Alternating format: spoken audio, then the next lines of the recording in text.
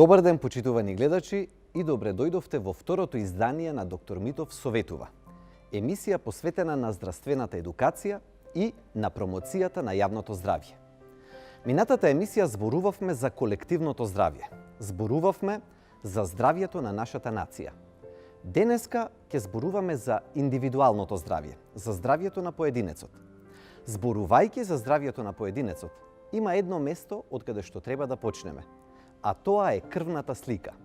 Кога се прави, зошто се прави, кои се сите важни податоци за крвната слика, но и за дијагностичките лаборатории. На таа тема ќе зборуваме денес. Сите ние во еден момент сме правеле крвна слика, анализа на крвта. Без разлика од кои причини, или дали малку повеќе, почесто или поретко, сме ги добивале резултатите и сме имале прашања по однос на тоа што треба и како треба да биде направено и како да биде протолкувано. Денеска ќе зборуваме на сите тие теми. Денеска крвната слика ќе ја разглобиме и при тоа информирањето ќе биде од стручни лица, од лица кои што се експерти во оваа област. Значи, едно е да читаме на интернет за овие работи, а друго е нашиот гостин, доктор Бранко Јагликовски, специјалист по медицинска биохемија, шеф на лабораторијата Авицена, да ни одговара на овие прашања. Што е важно да нагласиме кога зборуваме за крвната слика? Првото прашање кое што треба да го одговориме е кога да се прави крвна слика.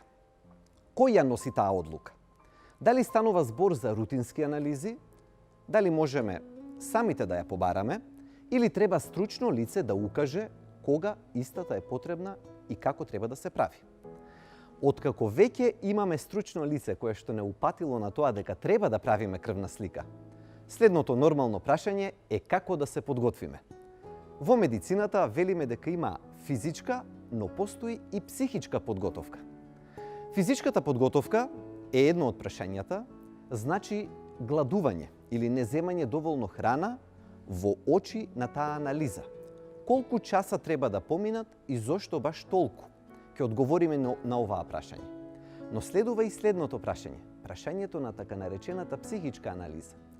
Многумина од нас се плашат од венепункцијата или од земањето крв.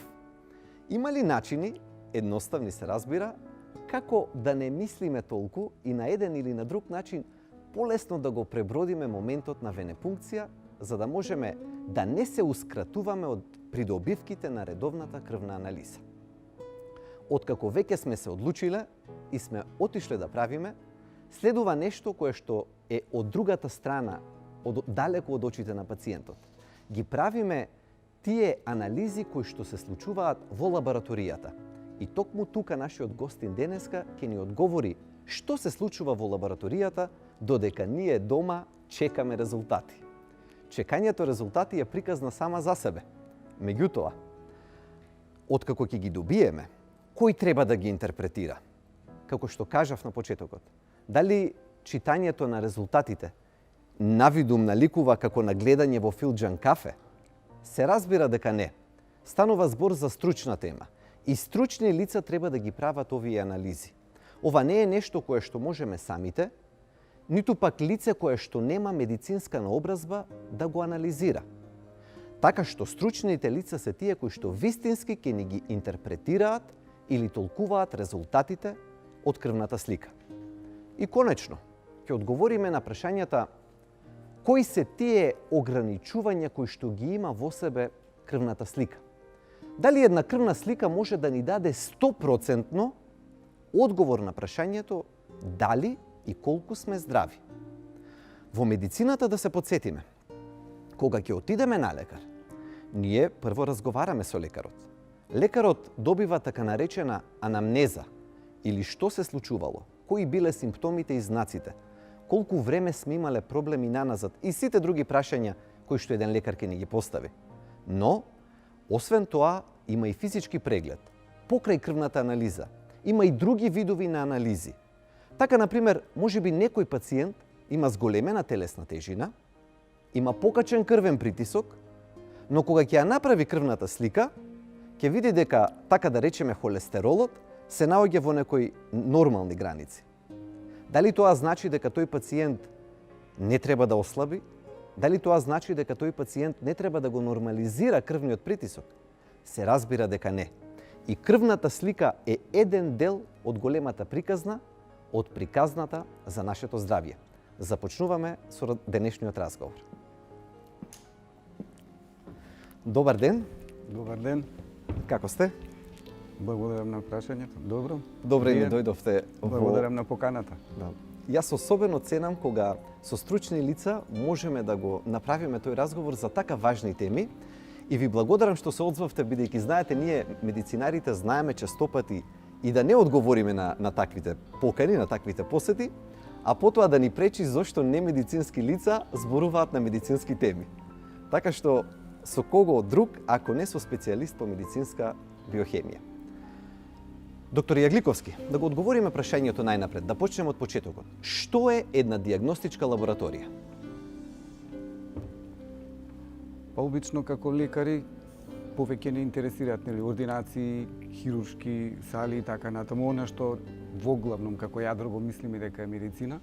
Лабораторијата е релативно по-нов тип на, да речам, по-нов тип на дијагностички систем некаков, што во минатото се занемарувало. Сега се повеќе и повеќе зема замав и во светот, не само кај нас, затоа што е веќе еден голем, да речам, сплет од повеќе науки. Физика, хемија, се разбира и медицина, и таа самата, нели си е веќе комплекс од повеќе науки. Меѓутоа, дефинитивно, бидејќи веќе многу е проширен диапазонот на лабораториски анализи во однос на периодот пред 20-30 години, веќе имаме потреба и од многу нова, да речам, технологија која што диктира веќе, сакале ние или не, Така. во секој момент медицината да ја поврзуваме со тие физички методи, што најчесто се користат во лабораторискиот пристап, лабораториските анализи.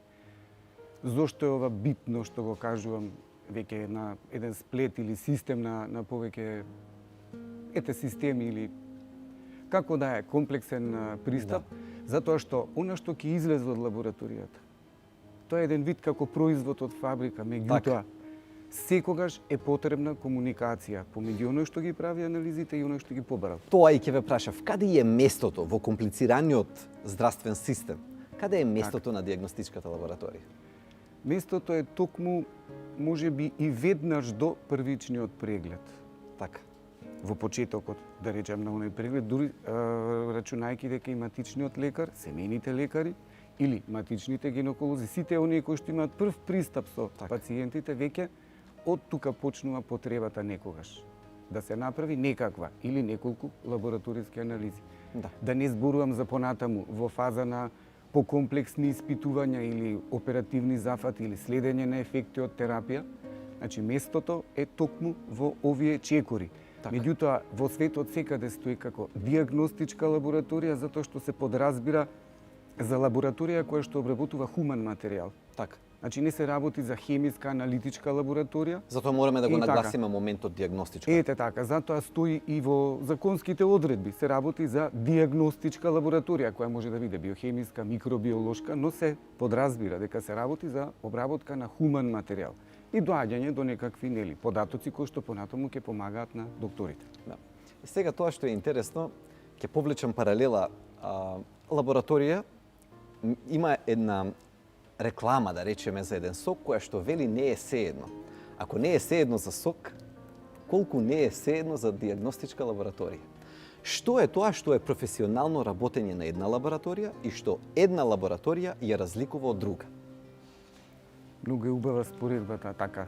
Па нели, има така за сок, ако можеме да речеме дека не е сеедно, што би рекле за... Многу примери ги има од ваков тип, да, затоа што се повеќе и повеќе имаме лаборатории, не само кај нас во нашава држава, зборувам на секаде во светот, затоа што и потребата е таква. Реков, многу е голем диапазонот, широк е диапазонот на анализите што се работат. И се некаде има потреба од лабораториски анализи. Меѓутоа, кој и што ќе сработи е сосема различна приказна. Така. Значи, прво тоа го смислиле оние земји кои што до ден денес произведуваат апаратура, први почнале да прават системски лаборатории, ние можеме само да превземеме од таму. Така. Ништо во нашава држава не се произведува за лабораторија. Така. Дури ни столчиња за боцкање крв, да речем. Да. Значи мора да се внимава, бидејќи се она што го превземате од надвор треба да го научите, треба да го следите. Така. Не е само да земете, тоа било што најсовремено нека си бара обука, Така. бара да знаете дека се тоа што го земате, еве нека е најсовремена апаратура. Она што вие го гледате се вика апарат. Така. За нас специјалистите тоа е мерен инструмент. Да. Тоа е роботизиран мерен инструмент да ви помогне вам и на соработниците Така. побрзо, поедноставно и поточно да дојдете до точен резултат, затоа што тоа е битното што ќе го дадете на крај како Да. резултат. Да. Да. Што е сега разликата на што викаме лаборатории? Превземајќи ги од поразвиените земји, Да. нивните искуства, каде се може да погрешите во работењето. Од тоа добар ден, како ќе кажете на пациентот, до испраќањето на резултатот. Така. Многу е битно да ги научите и, па да речам, работите кои што и тие ги поставувале прво сами за себе. Да. Тоа е системот на стандардизација. Така. Кој систем ќе го земате затоа што и тие се развиваат, Да. согласно на брзиот напредок на технологијата.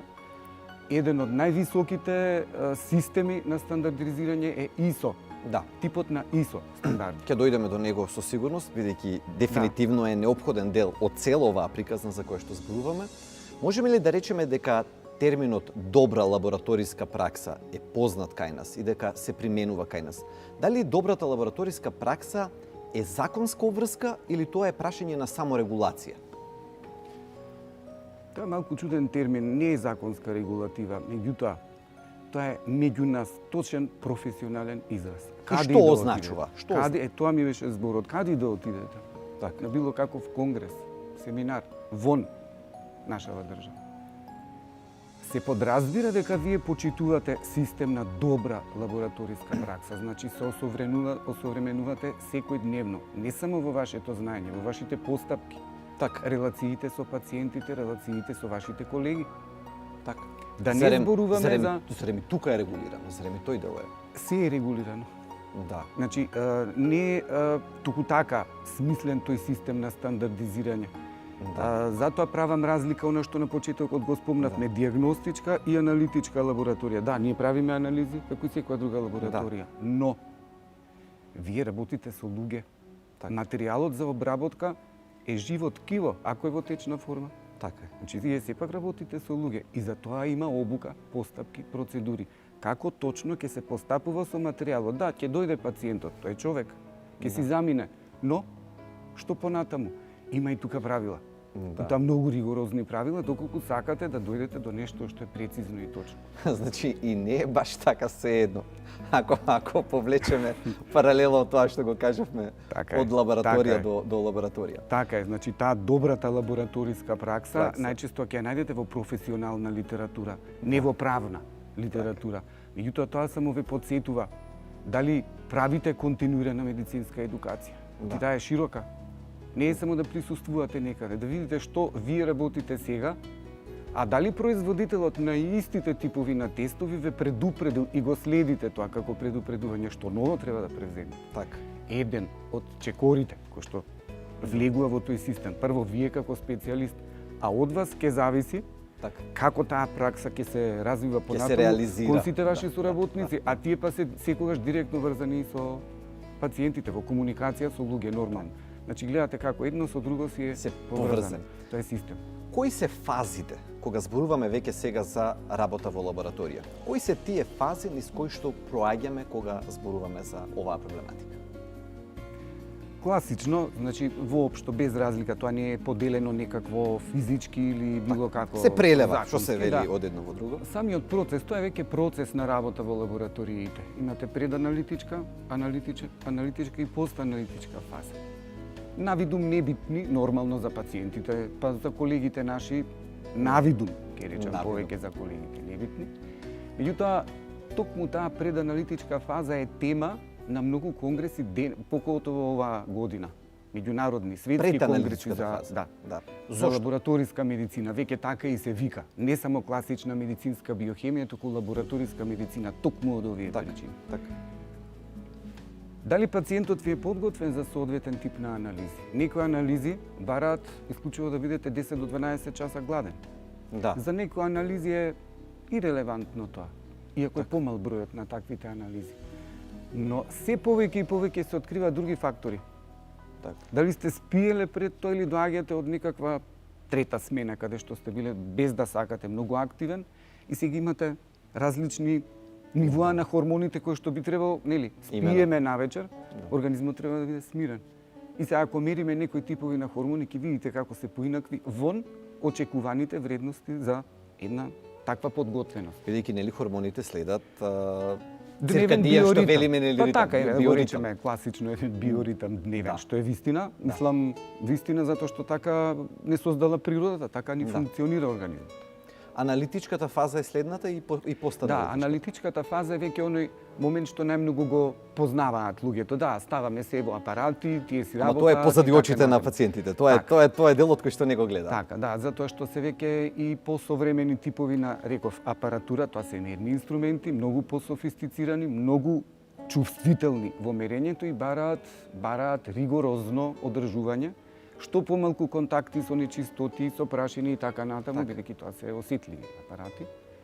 За на крај веќе доаѓа постаналитичката фаза, каде што веќе следи нашиот чекор како специјалисти, како лекари, зборувам. Затоа што треба тој, она што ќе го извадат апаратите, тоа е бројка.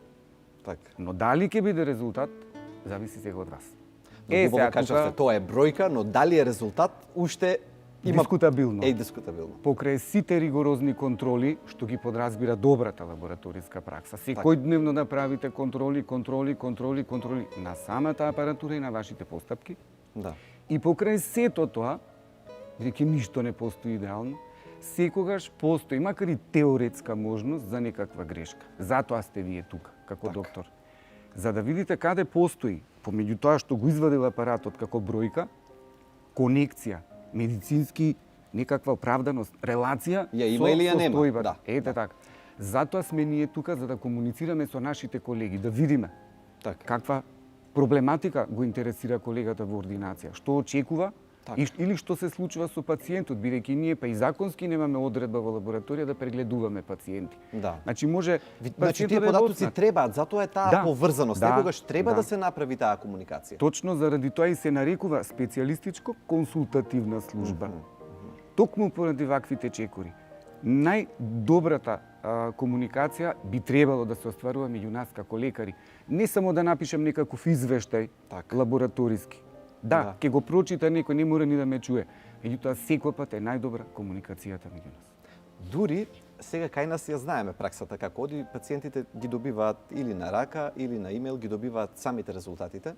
Меѓутоа кога сум разговарал со пациенти кои што биле во странство, не ни гледаат крвната слика.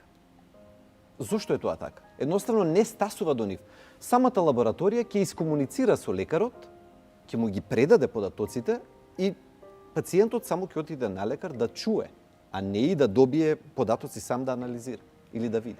Тоа зависи од прво здравствениот систем во секоја држава. А неизбежно е, морам да го кажам тоа така едноставно и народно, од нашиот менталитет.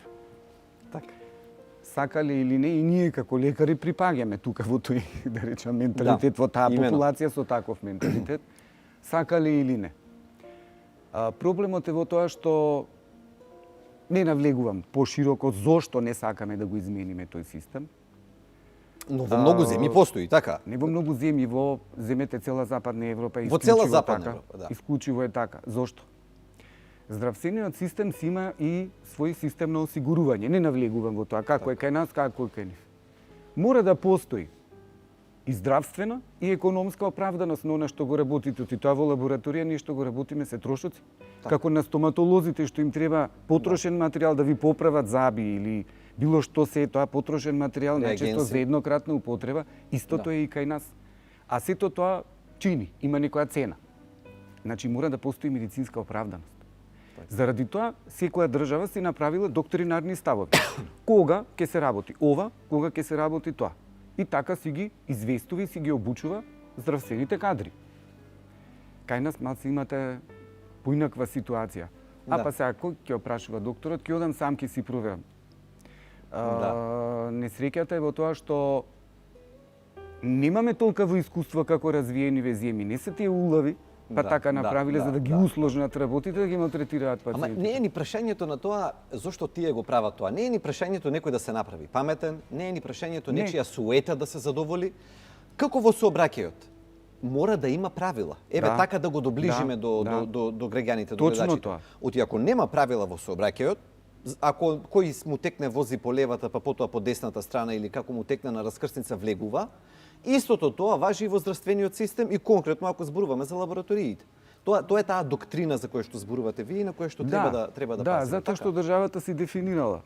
Вашиот матичен лекар води стварно грижа за вашето здравје. Тогаш кога има потреба или води дневник за систематски преглед, да речеме, ќе ве повика во неговата ординација. Дали таму ќе ве боцне тој или ќе ве боцне лабораторијата со која што соработува, тоа е веќе друг момент.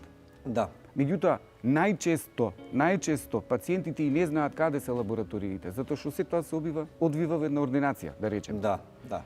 Понатаму лабораторијата што ќе сработи, како ќе сработи, се комуницира со докторот. Да. Резултатите се такви какви што се, докторот заклучува. Треба да ви ги покаже, да ви презентира нешто, или да ве подучи, или да ве посочи треба или не треба терапија, или ако примате терапија да измени дозата на некој лек или слично, како да. Знаете како можеби и менталитетот е, еве наспроти тоа што го разговараме, но можеби е, како да речам, една генерализирана, општо земено недоверба, не само за зборуваме за здравствениот систем, на Балканот и не само за Македонија можеби. Таа е една недоверба во институции, една недоверба сеопшто земено и затоа како да имаме некое чувство дека ако допреме ние, ако ги видиме резултатите, како до тоа да значи нешто повеќе, во конкретниот случај ништо не значи, заради тоа што ние не можеме да додадеме како пациенти додадена вредност на тоа што ќе ги видиме резултатите или нема да ги видиме. Така е. Можеме да се вознемириме дополнително, ниту па некој сака да ни ги скрие, ама знаете, еве, тоа е таа балканско милие во кое што живееме и мораме нели да го прифатиме. Но од друга страна пак наспроти тоа балканско милие, постојат стандарди на кои што ние не сме баш навикнати. Вие ги спомнавте претходно и со стандардите. Кои се тие стандарди, зошто постојат, дали може да работи лабораторија и без нив и што добива ако работи со нив? Веднаш ќе ви кажам, во нашава држава, ајде да не бидам толку вулгарен, многу малку има лаборатории што се по ИСО стандарди, затоа што тоа се ригорозни стандарди. Ако сте во Германија и имате лабораторија, би требало да работите по ИСО тоа државата си го одредува зависно од својата програма за развој. Да речеме, пред 3-4 години во Франција имаше таков конгрес. Франција се одредила до крајот на 2018 година сите диагностички лаборатории да бидат ИСО стандардизирани по соодветниот стандард 15189. Значи нивните веќе се дефинитивно, значи таму веќе е ставено како законска регулатива. Како? Зошто? Како сето тоа го режирале друг муавет? Затоа што кај нас првенствено се гледа на тоа како невиден трошок. И е трошок. Што добива, што губи една лабораторија? Вака, самиот ИСО стандард, кога ќе спомнете на луѓе што работат во лабораторија, колку познаваат, тоа е систем на акредитација. Така. Значи, поентата е вие може да работите некаков стандард и да го почитувате, а да не сте акредитирани. Така. Значи, системот на акредитација доаѓа од латинскиот збор кредо, верувам. Значи, тоа е систем на доверба. Некој ви ставил жиг, да, на оваа куќа може да и се верува. Тоа е тоа. Како ќе препознае пациент дали во Македонија, еве ги добива резултатите пред него се? И како има ли некој начин од самата документот што го гледа пред него, од самата анализа, дали може да види дали станува збор за резултати извадени од акредитирана лабораторија или не? Да, тоа е дефинитивно јасно, затоа што секогаш резултатот, ако веќе сте акредитирани, сте должни да го испечатите на ваш меморандум на кој што ќе има ознака дека лабораторијата е акредитирана од соодветно тело од државата. Значи да го бараат тоа пациентите? Да го гледаат на документот? Да, тоа е поентата, затоа што тоа вие како секогаш кога можете да си побарате фискална сметка за нешто што сте платиле. Ако веќе некоја лабораторија се декларира дека е ИСО сертифицирана или акредитирана, тогаш тоа и треба да го докаже. Зашто? Затоа што тоа што ќе го видите на резултатот може во секој момент на било која интернет веб страница да го пронајдете акредитирачкото тело и да видите таа лабораторија има на список или не. Така. Значи тоа е тоа. Голема тема е Сакам тоа да го доближиме. Така, Многу широка тема. и важна работа е, дали една лабораторија е акредитирана или не е акредитирана, не е вака, како да кажеме, нешто што би требало да се пренебрегнува. Точно од причиниште што пред малку ги спомнав, колку повеќе имате анализи, Така? колку се шири диапазонот на работа во една диагностичка лабораторија, толку имате повеќе места каде можете да сгрешите. Колку повеќе А чекори, целта- толку повеќе можности за грешка. Така е. Целта на стандардите, па понатамошниот чекори акредитација, кон акредитација, е да ве стави во ред. Тој ред, вака, грубо речено, значи што помалку можности за грешка. Така. Значи, вие влегувате во еден систем кој што не смеете да го пренебрегнувате, затоа што секој ден вработен си го знае местото, Така. работните задачи, во секоја постапка што треба да направи, а што не смее да направи, за да не се погреши нормално. Значи, поентата е што помалку можности за грешки. Така. Грубо дефинирано. Така. Значи, не е баук, Да. бара дисциплина. Она што малку така ни недостасува, да речем, во нашиот Да, менталитет. да. Бара, значи, неверојатна дисциплина, затоа што после кога ќе се навикнете на тој систем на работа, веќе ви пречи било каква ситница да се тргне од. Ама изводливо е и во Македонија, Па тоа еве го, сакам. Еве значи, го кај вас функционира. Кај нас има и други лаборатории, да, значи сакам да кажем од тој тип лаборатории кои што сериозно си се посветиле на работата. Да. Значи да, има. да. Меѓутоа, за жал се многу малку, затоа што кај нас, знаете како, водат во овој тип на работа приватните здравствени И ги установи. гледаме кадрите во позадина, еве. Тие се од кај вас, така, од Да, Авицена. да. Тоа е една од нашите лаборатории, затоа што гледате, секој мора да си знае што ќе сработи, што ќе добие, како ќе провери дали е тоа добро сработено технички. Не мора медицински. Медицински ќе се обратат до соодветните специјалисти. Така си предвидува и стандардот. Да. Значи да имате кого да прашате, да имате со кого да се споредите, кој да ве контролира, кој да ве провери. Така. Се тоа што сакав да го нагласам исто така, често пати го спомнавме зборот квалитет. И тој квалитет во вашата работа си има многу прецизна дефиниција, се знае што е квалитетна работа. Што е контрола на квалитетот кај вас? На кој начин контролата на квалитетот се спроведува? Бидејќи сум имал прилика да патувам и да гледам други здравствени системи, конкретно ако се повикаме на американскиот здравствен систем или на британскиот. Темата quality assurance, што ја налекуваат, или осигурување на квалитетот, или quality improvement, подобрување на квалитетот, е нешто што е централна тема во здравствениот систем. Кога се дебатира пред се на темата како го контролираме и подобруваме квалитетот постојано. За жал ние не сме стасени уште дотаму, меѓутоа еве кај вас знам дека вие посветувате силно внимание на таа контрола на квалитет. Многу горлива тема, зборувам за наши услови, затоа што се зависи од вашата едукација, уште на Така. специјализација додека сте биле. Јас на времето работев во јавна здравствена установа, меѓутоа тоа и таму го спроведував. Може во Македонија. Значи, не е Од тоа- луѓето зависи. И тоа колку повеќе анализи правите, колку имате поголем број на пациенти, односно на примероци, толку повеќе и почести контроли треба да правите. Значи повеќе ги купувате тие контролни, да речам, Да. серуми, за да сами видите што правите, а што треба да постигнете со самите резултати. Тоа е внатрешен систем. Да го поедноставам, например, ако може за гледачите да не разберат подобро. Сега јас ако земам дома да мерам во грами, било што имам некоја домашна вага и сега ми покаже 500 грама, дали се 500 или се 495 или се 505? Дали е тоа таа контрола на квалитетот? Дали апаратот кој што е пред мене, податоците кои што ќе ми ги даде, се тие на вистина? Тоа е тоа, како и апарат за крвен притисок. Народно речено, Баждарење, што викаме, или не. дали е баждарен или не е баждарен? Баждарењето е калибрирање, тоа е исти збор со различни Така, потекла. Да речем, иста мисла, исто значење има. Самите апарати денес се неверојатно софистицирани, меѓутоа без разлика на се. Морате да обрнувате внимание, морате да ставате контроли, мора да видите, затоа што не знаете кога, кој дел од апаратот може од куп причини да не дофункционира како што треба. А човечки животи се на еден начин во Сакале прашање. некеле, резултат. еве, ние имаме дополнително отежнување овде. Тоа е малку поинаква тема, многу е широка нашава тема, лабораториско така. работење, за жал, многу малку се обрнува внимание на тоа. Ние имаме дополнителна тежина овде во Македонија. Така. Кај нас резултатите се бараат по можност да бидат вчера. Друго е да работите во една Германија, во една Франција, каде што резултатите ги давате после 5, 6, 7 дена на лекарот кој што ги побарал. Зошто? Толку се че, оти кај нас Не- нели некако одма ајде истиот ден. Да, ама Одмислиот. тие не се невешти. Ние не сме повешти од нив. Меѓутоа што се случува?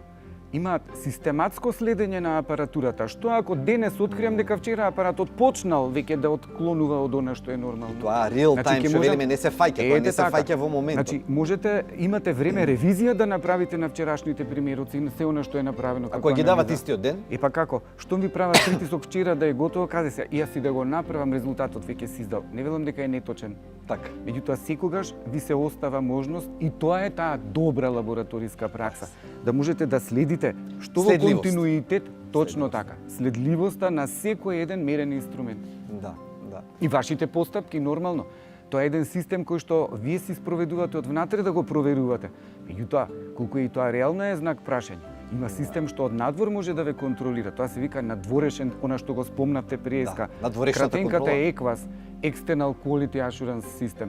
Тоа е еден систем што доколку сакате да го спроведете, подразбира да склучите договор со институција која што е независна од било која друга здравствена производна институција, не произведува реагенси, апарати и така натаму, туку исклучиво работи контроли на други анализи, пардон, на други лаборатории. Не Само со проверува тоа се пациенти, да. се занимава исклучиво со тоа. Тоа се само неколку такви професионални куќи во светот. Така. Меѓутоа, имаат неверојатни софтвери за да тогаш кога вие ќе пристапите во нивната програма, она што ќе го добиете назад како резултат, имате буквално преглед во светски рамки каде котира вашето работење со вашите резултати. Да. Значи, буквално може да видите, тоа не е за да некој ве казни или ве награди. Тоа е чисто за вас, тоа се нарекува уште и меѓулабораториска соработка. Така. Да видите каде котираат вашите резултати, доколку нешто бега лево, десно, да видите, бидејќи затоа сте вие специјалист, да видите кои чекори треба да ги превземете за да го да се надминете подпише, да. нештото што, да речеме, отстапува, иако е во дозволени рамки на отстапување. Тоа е само наука. Буквално е следење, континуирана медицинска едукација, опфаќа и ваков систем на следење, не само по семинари и предавања. Иако тие системи имаат толку многу контрола во себе и анализа, интересно е и следливост. На Запад интересно е барем дека тоа што, како што кажавте, насочени се кон тоа да се научи повеќе од тоа, не да се ловат вештерки, Точно така. не да се распнуваат луѓе. Ние, иако пак можеби многу повеќе сме гласни на зборување, па де факто ефектите на крајот сепак ги нема дури и кога има грешки. Но сакам да речем, таму системите пак целосно се поставени не врз основа на тоа, туку фокусот е на учењето, на подобрување на системот. Како системот да биде подобар и во иднина тоа да не се повтори. Точно така. Поентата на акредитацијата е токму тоа. Да. Не можете да бидете акредитирана здравствена установа, поготово лабораторија во случајов, бидејќи станува збор за лабораторија, доколку не правите систем на надворешна контрола на квалитет. Значи, не сте отишле напред. Тие веднаш годишно обавезно ви доаѓа телото што ве акредитирало да ве контролира. Дали вие навистина ги почитувате сите тие чекори кои што сте ги Те се објавиле? обврзале дека ќе ги почитуват. Така е. Веднаш ве следат. Каква едукација правите на персоналот? Не само за вас. Значи, и вие што следите ново, меѓутоа, како го едуцирате персоналот? Вие лично или го праќате на некоја друга едукација од надвор? Нека е во нашава држава, не мора да е кој знае каде. Но и тоа мора да се. Значи, дали дозволувате на вашиот персонал да се едуцира, да оди под сручни состаноци секој од својот ресор? Да. Сето тоа подразбира едукација. Затоа што така комуникацијата меѓу нас ќе не натера да научиме и нешто плюс. И кога веќе ги имаме резултатите, кога сме поминале низ акредитација, кога сме поминале низ процеси на внатрешна контрола, на дворешна контрола, како да се интерпретираат истите? Прашањето на интерпретирањето, на толкувањето на Можам да кажем резултат. еден од најтешките делови. така. Зборувам пак за кај нас, кога се навратиме пред малку на како тема што го зборувавме по некои Да. европски земји, коментарот останува на матичниот лекар. Така. Кај На нас тој е кој што ја под наводници нарачал ете така. анализа. Или се консултирал. Или се јавил консултирал со, дали со, треба со во самата даден диагностичка случај. лабораторија. И не само дали да прати пациент во лабораторија, што да се направат некои. Тоа е нашата поента. Да. Некој пат да ги насочиме колегите, значи не само бадијала да се прават некои анализи, да има точно медицинска оправданост зошто и која Така. анализа треба да се сработи. Зошто? Затоа што на кратко ќе го добиете резултатот сега. Вие добивате еден вид насочница на ова или на онаа страна. Или ако е следење на ефектот терапија, треба да се намали дозата, треба да остане иста. Така е. И така натаму. Сега, за жал, имаме интернет, имаме Google, тие знаат се. И нормално Ќе го допреме и тоа прашање. Да. пациентите знаат да си прочитаат се од таму, па знаат и да се јавуваат, што не е во ред. Пациентот во принцип нема што да ги коментира резултатите со нас во лабораторија. Таман не ве нека е и грешка. Да. Потенцијално да речам. Да. Местото за коментарите понатаму е неговиот лекар. Матичен. Ние ќе се разбереме. Така. Затоа што грешка е грешка, меѓутоа има прашалници што е сега грешка.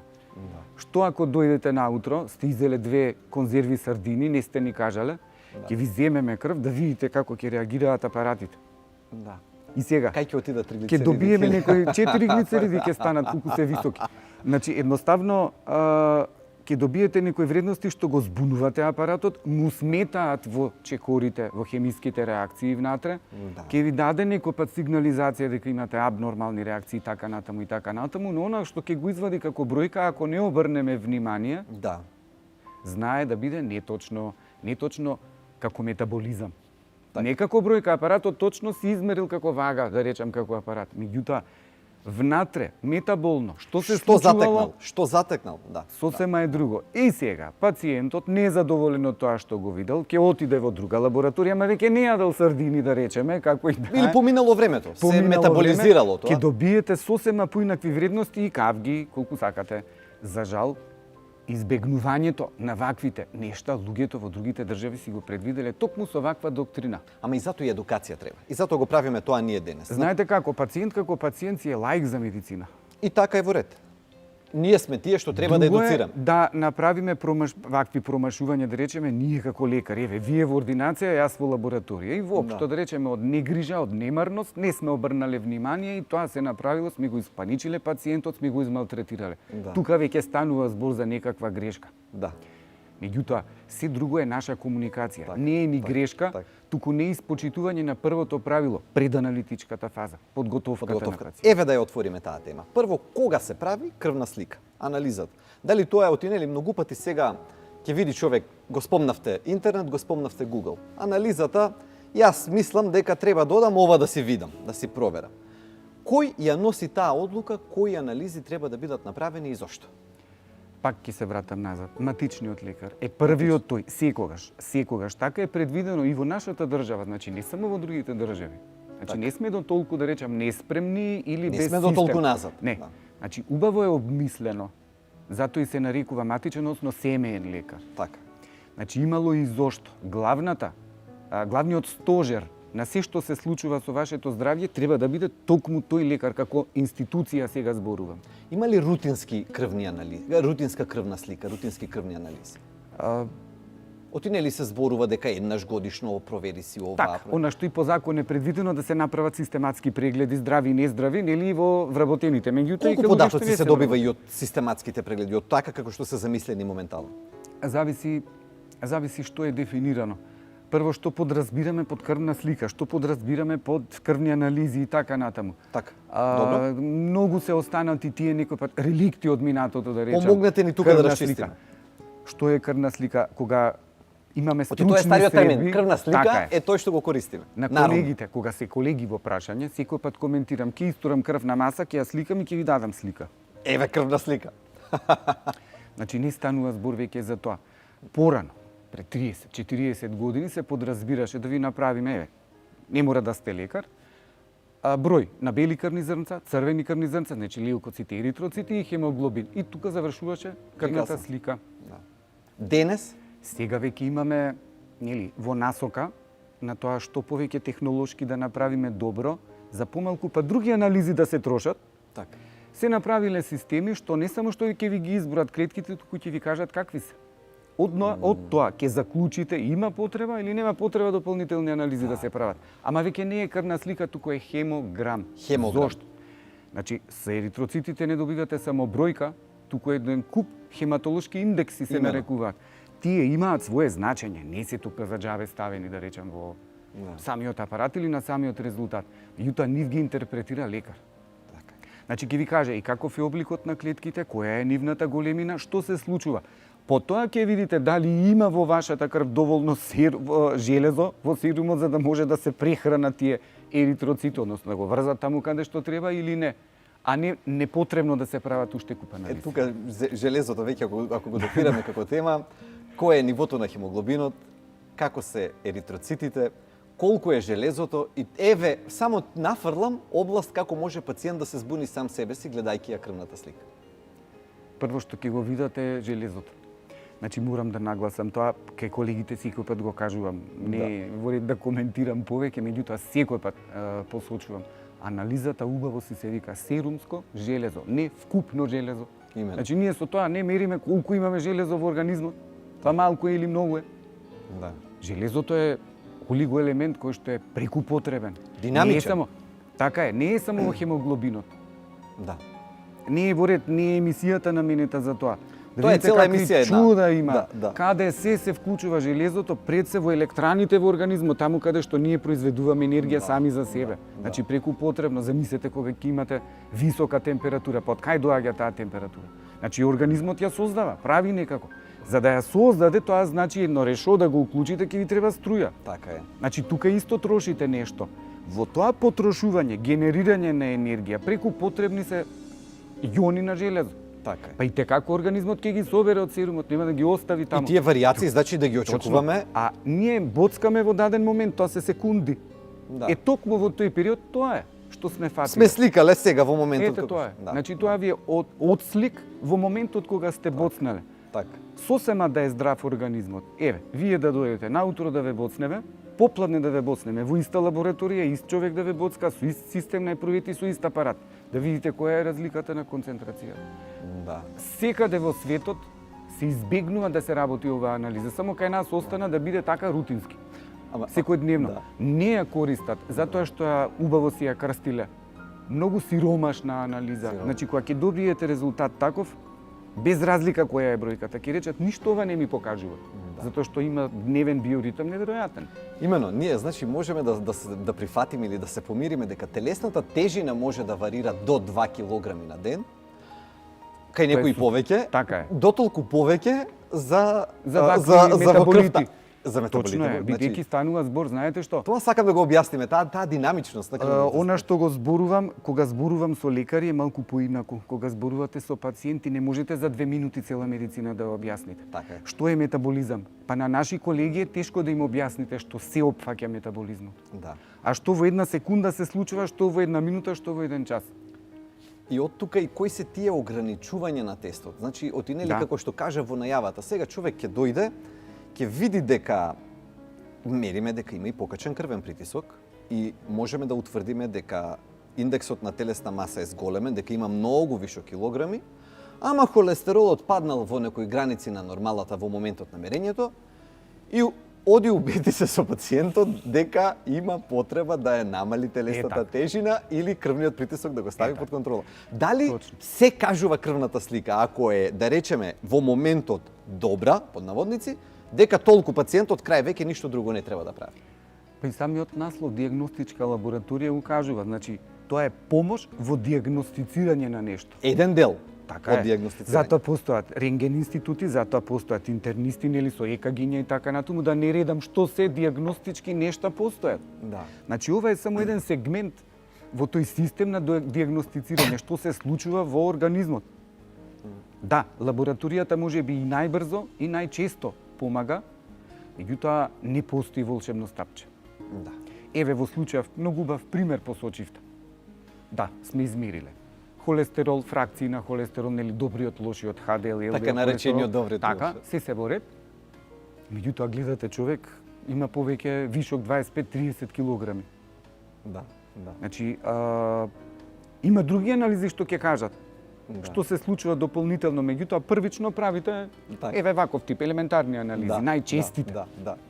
Нормално дека тоа ништо нема да ви каже. Затоа е тука вашиот матичен лекар. Така е. Ке застане па да каже, да, холестеролот е во ред, значи не треба терапија за зголемен холестерол. Ама не зашто дека другиве проблеми не треба да ги решаваме. Значи ќе ве насочи.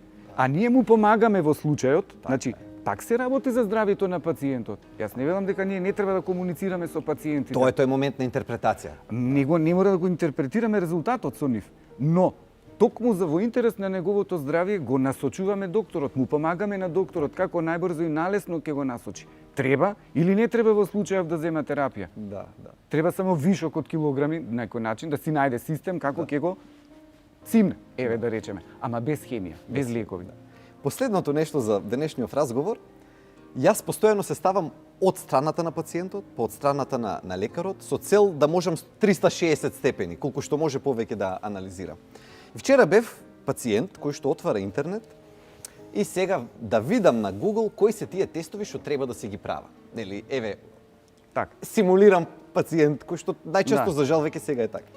И мене ми вели кога ги правам анализите, кога проучував синоќа на Google, вели обавезно мерете фибриноген, ДХЕА, ЦРП, витамин Д, витамин B12.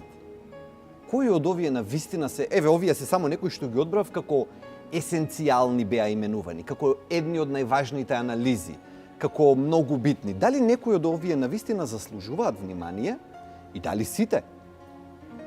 Секоја анализа, за тој пристав зборувам. секоја анализа си заслужува внимание. Тука збор да нема. Меѓутоа, Без друго. дали има медицинска оправданост, не интернетска оправданост, Google оправданост, ниедна од овие анализи не ви е неопходна за едно обично вообичаено проверување. Ниедна. Фибриноген Да.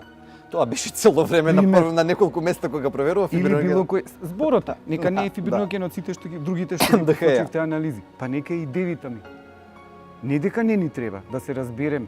И не дека нема да добиеме Меѓутоа- некоја информација. Да. Меѓутоа, што ве натерало да отидете во лабораторија некај матичен лекар? Тука е прашањето. Затоа што ако следиме така, ние следиме туѓи податоци, не можеме да се споредиме со една Холандија, со една Шведска, Исланд, каде што да речеме претежно е облачно. Па за D-витаминот. Нормално дека кај нив ќе биде редовно во дефицит и да излегуваат цело Многу време на почесто светлина. отколку кај нас. Сега, не дека кај нас па нон-стоп дека има сонце па сите излегуваме. И тоа е меч со две оштрици. Се повеќе и повеќе интернет не учи, не излегувајте на сонце, карцином на кожа ќе добиете. Да. Значи ние почнавме да се криеме. Ако сака да се збуни човек, Значи, тоа, како еве ќе тоа го да зема да збуните. го прави. Од една страна имаме сонце, од друга страна бегајте од него.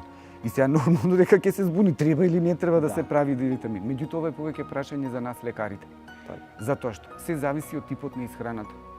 Значи нашиот организам ќе каже што се случува во него, не само од тоа дали имаме сонце или немаме сонце.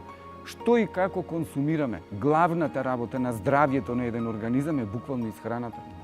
А за тоа само матичниот доктор може да ве насочи и да ви И да помогне. разговара. Доктор Егликовски, затоа и ве под наводници повлеков во таа дискусија, за да видат нашите гледачи за каква комплицирана работа станува збор, дека дури и ние како лекари треба, еве вака ја чепнавме самата тема и гледаме се отвара тема под прашање, значи тоа се Така е. работи кои што си бараат едукација официјална и тука е нашата работа и со нашава емисија да помогнеме во тој дел. Како што Точно кажам, така. здравствената едукација. Доктор Јагликовски, многу ви благодарам за денешното гостување, за тоа што одговоривме многу.